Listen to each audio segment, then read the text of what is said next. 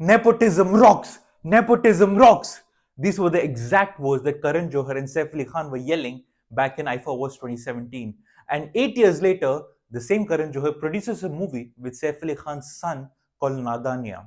And if they watched their own movie, instead of nepotism rocks, they would have yelled nepotism sucks. Let me start by saying that Nadanya is not a bad film. It's a decent film which is a typical rom-com and it's a one-time time pass watch. I think people have mixed the bad acting in this movie with it being a bad film, but I genuinely think that this movie would have been a much better experience if the lead actors did their job, which is acting. You know that feeling when you're having a delicious biryani and suddenly you eat an elaichi? Mm. This film is the biryani and the acting is the elaichi.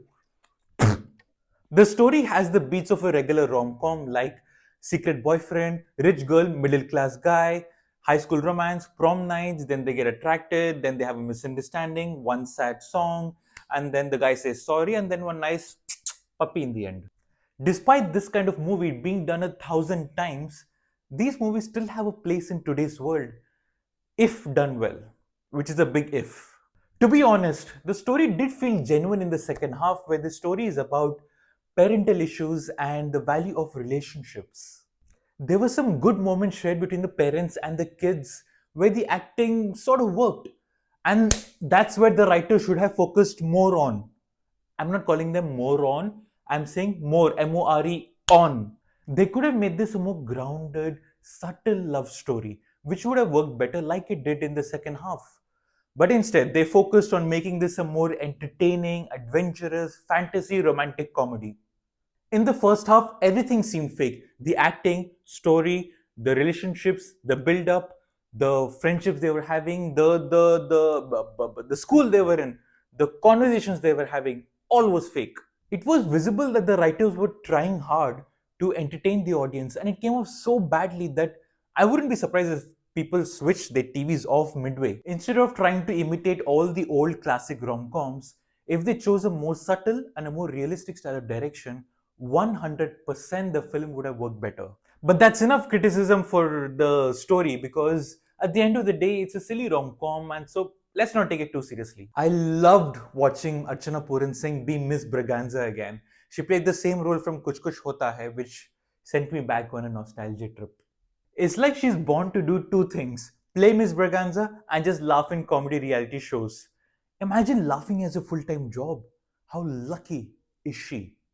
She was the only one who produced one or two laugh out loud moments and one feel good moment as well. But that's the thing, only the elder citizens of this film have some good scenes. Sureen Shetty, Mahima Chowdhury, Kunal Hansraj, and Dia Mirza have some sweet and tender moments that uplifted my experience slightly. And goodness gracious me, Dia Mirza, she's 43, can you believe that? She's so goddamn gorgeous. So, a message to my future wife: you better look like this at 43, alright? This is a direct threat. For me, the writers and the makers messed it up, because if you chose young actors like Ibrahim and Khushi, then you should focus more on their strengths, which is simple and subtle acting, rather than projecting them as this old school charming hero heroine. I am convinced that Ibrahim's first language is probably English because he struggled to dub his own dialogues in Hindi. You know, when someone can speak a language but they aren't fluent at it, they speak slightly slowly because they cannot process the language fast here. So it's the same thing over here. He spoke very robotically. मैं तुमसे प्यार करता हूं, क्या तुम मुझे माफ कर सकती हो? मैं बहुत प्यार करता था तुमसे, लेकिन तुमने मुझे बहुत बड़ा धोखा दिया है. If they casted me as the lead, I would have killed it. मैं तुमसे प्यार करता हूं बेबी. क्या तुम मुझे माफ कर सकती हो? This is just my assumption that he may not be fully comfortable with Hindi. And if that is the case, then that's a disgrace, because you can't be an actor and not be fluent in the language that you want to act in. There is a scene where he's showing off his abs, and I'm pretty sure that the makers were trying to show him as this cool dude or a hero, but it didn't suit him at all.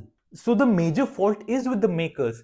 If the scene is looking fake, then why are you still going ahead with it? Why not change it? These are young actors at the beginning of their careers. You might as well play to their strengths than exposing their weaknesses. As for Ibrahim and Khushi, they need to up their game, because if they just have a glance at the number of actors that can do a better job than them, it is a very big line. But leaving all the criticism aside, the film was a little sweet towards the back end, especially when it addresses some parental issues. So, the number one lesson from the movie is don't just have a vision board for your career, have a vision board for your relationships too, because that too requires hard work and effort.